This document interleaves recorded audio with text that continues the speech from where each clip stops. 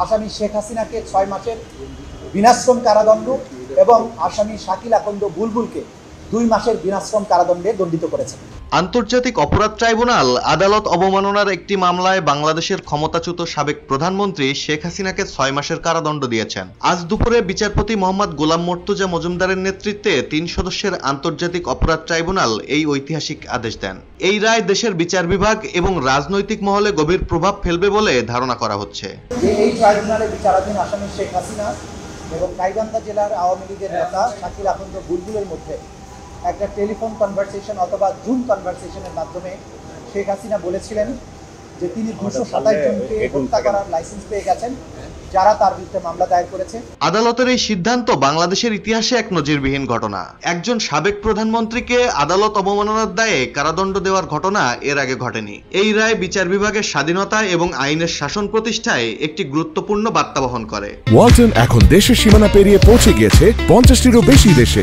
ওয়ালটন, ঘরে ঘরে বিশ্বজুড়ে। রায় ঘোষণার পরপরই দেশের রাজনৈতিক অঙ্গনে তীব্র প্রতিক্রিয়া সৃষ্টি হয়েছে। বিভিন্ন রাজনৈতিক দল এবং বিশ্লেষকরা এই রায়ের তাৎপর্য নিয়ে আলোচনা শুরু করেছেন। জনমনেও রায় নিয়ে কৌতূহল এবং নানা প্রশ্ন তৈরি হয়েছে। শেখ হাসিনার যে তর্কিত যে কনভারসেশন, সেটিকে আমরা পুলিশের ক্রিমিনাল ইনভেস্টিগেশন ডিপার্টমেন্ট অর্থাৎ সিআইডির মাধ্যমে পরীক্ষা নিরীক্ষা করিয়েছি। তারা পরীক্ষা করে রিপোর্ট দিয়েছেন যে এই কনভারসেশনের যে 2জন ব্যক্তির বক্তব্য আছে, সেই কণ্ঠস্বর দুটি, একটি শেখ হাসিনার এবং একটি শাকিল আকন্দ বুলবুলের, এবং এই কনভারসেশনটি এআই জেনারেটেড নয়, অর্থাৎ প্রযুক্তির সাহায্যে তৈরি করা হয়নি, এটি জেনুইন একটি কনভারসেশন। এদিকে রায় ঘোষণার পর শেখ হাসিনার পক্ষে স্টেট ডিফেন্সের আইনজীবী আমিনুল ইসলাম গণমাধ্যমে জানানো তাৎক্ষণিক প্রতিক্রিয়ায় বলেন, শুনানিতে প্রসিকিউটর পক্ষের সাথে দ্বিমত পোষণ করেছি।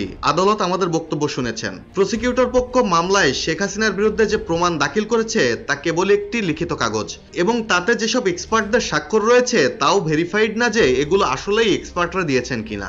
যারা এক্সপার্টরা স্বাক্ষর করেছে সেই স্বাক্ষরটাকে যতক্ষণ পর্যন্ত আদালতে এসে এক্সিবিট করা না হয়, তার পক্ষে যতক্ষণ পর্যন্ত বিশ্বস্ত না করা যায় যে এই ডকুমেন্টসগুলি তারাই দিয়েছে, ততক্ষণ পর্যন্ত এটাকে আমি দ্বিমত পোষণ করছি।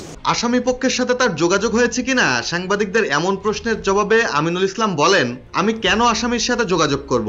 আমাকে তো মহামান্য হাইকোর্ট নিয়োগ দিয়েছেন। শেখ হাসিনার পক্ষের আইনজীবী হিসেবে আজকের রায়ে স্টেট ডিফেন্স সন্তুষ্ট নয় বলেও উল্লেখ করেন তিনি। পূর্ণাঙ্গ রায় দেখার পর পরবর্তী পদক্ষেপ নেবেন বলেও সাংবাদিকদের জানিয়েছেন আইনজীবী আমিনুল ইসলাম। ডেস্ক রিপোর্ট, জয় জয় দিন।